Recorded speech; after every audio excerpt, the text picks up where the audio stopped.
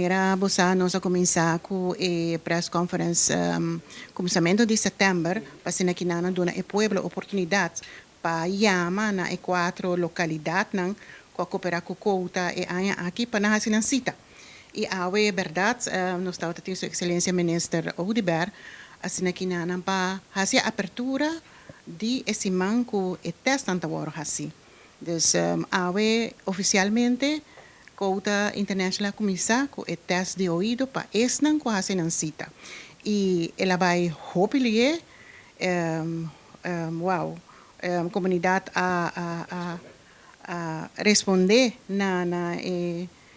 aviso de Couta para não assim não asprak dus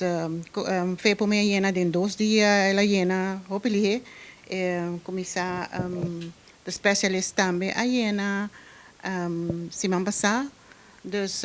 quizás San Nicolás porti par de lugar mas pero wow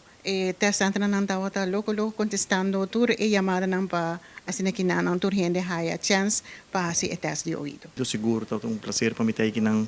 presente para assim por dirigir alguma palavra e abrir esse man oficialmente caminha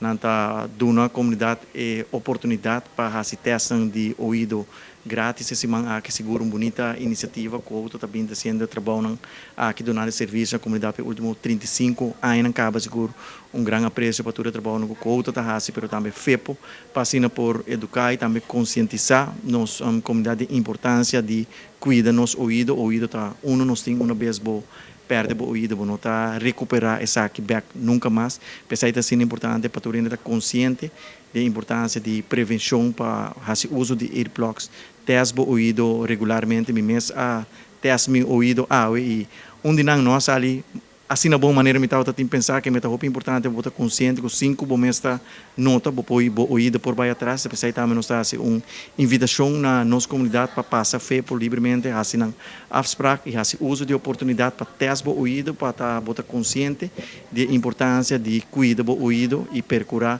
para o teste essa aqui também regularmente. Ainda nós não temos ideia de cifra, mas nossa cultura é cupo está limitado. Pero precisamente bisa não há hora que setembro chega que o bem com conscientização para cuidar de ouvido para hora para fazer o teste. Gente ainda muito bem na qual localidade que está e fazer o teste de ouvido, porque é sumamente importante para você se você tem perda assim, não? E como para cuidar também. O processo não dura largo um pouco este teste.